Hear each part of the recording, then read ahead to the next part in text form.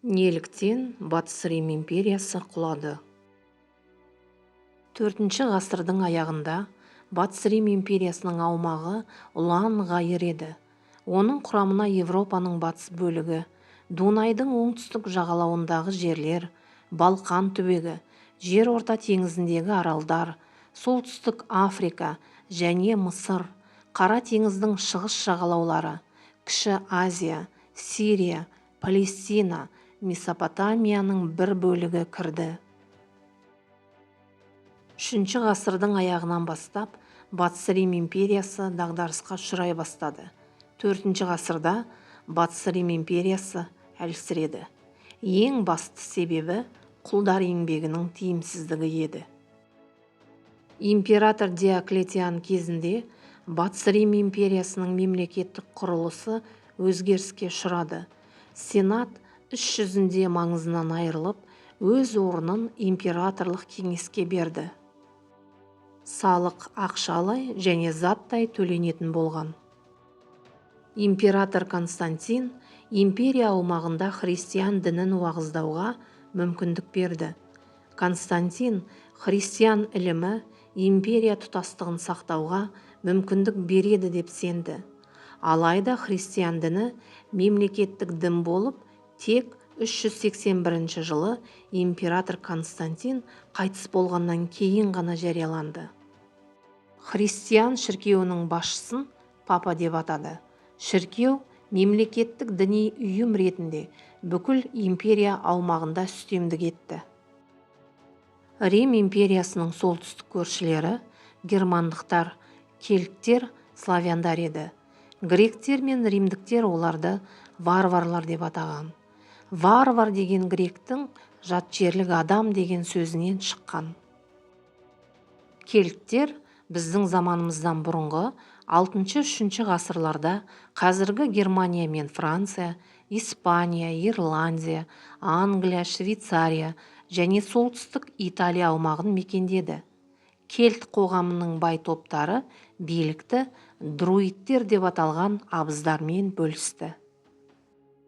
Біздің заманымыздың 1 ғасырының соңына қарай герман тайпалары өздерінің өндіргіш күштерін айтарлықтай дамытты. Олар империяның өңделген құнарлы жерлерін басып алуға ұмтылды.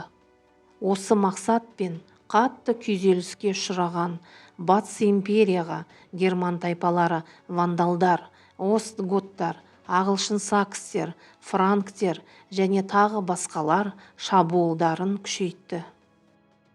4-6 ғасырлар Евразия мен Европа тарихында халықтардың ұлы қоныс аудару дәуірі ретінде кірді. Бұл антикалық дәуірдің құлдырауы мен жаңа қоғамдық қатынастардың қалыптасу кезеңі еді. Ұлы қоныс аудару дәуірін 4 ғасырдың ортасында Орталық Азиядан шыққан ғұн тайпалары бастады.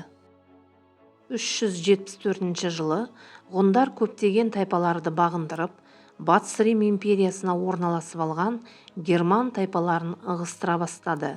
375 жылы остготтарды бағындырған ғұндар вестготтарға шабуыл жасайды. Ғұндардан қашқан вестготтар 376 жылы Рим императорымен келіссөз жүргізіп, империя жеріне қоныстануға рұқсат сұрайды.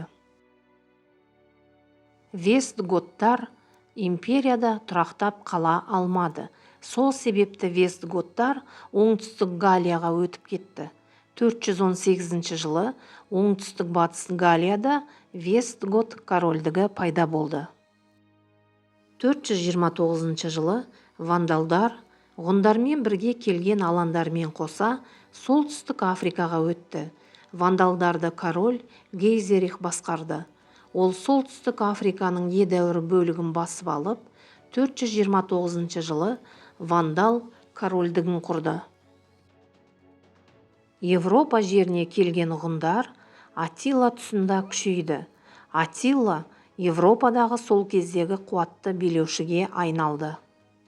Аттила Европадағы үстемдік үшін күресе отырып, Галлиядағы Вестгот, Бургунд және Франк корольдіктерінің бай жерлеріне ие болуға ұмтылды. 451 жылы Галия қалалары Мец, Шпейер, Реймс өртке оранды. Ғұндар Парижге жетпеді. Аттилаға Орлеанды алу қиынға соқты. 451 жылы Каталаун даласында римдіктер мен ғұндар арасында үлкен шайқас болды. Шайқас нәтижесінде екі жағы да әлсіреді. 453 жылы Аттила қайтыс болған соң, құдіретті ғұн мемлекеті ыдырап кетті. 476 жылы Батыс Рим империясының тағына 16 жасар Ромул Август отырғызылады. Халық оны менсінбей Августул деп атады. Римдік қолбасшылардың бірі Одоакр герман тайпаларынан құрылған әскерлерінің қоныстануы үшін Италияның 1/3 беруді талап етті. Император бұл талабын орындамаған соң, Одоакр әскермен көтеріліске шықты. 476 жылы императорды тақтан құлатып, жер аударды. Одоакр өз жауынгерлеріне, құлдарға, байлардан тартып алынған жерлерді бөліп берді. Осы жыл тарихта құл иеленушілік құрылыстың жойылған және Батыс Рим империясының құлаған жылы деп саналады. 5 ғасырдың аяғына қарай ғұндардың ығыстыруымен Рим империясының жеріне басып кірген франктер Галлияда, остготтар Италияда, ағылшын сакстер Британия аралдарында өз мемлекеттерін құрды.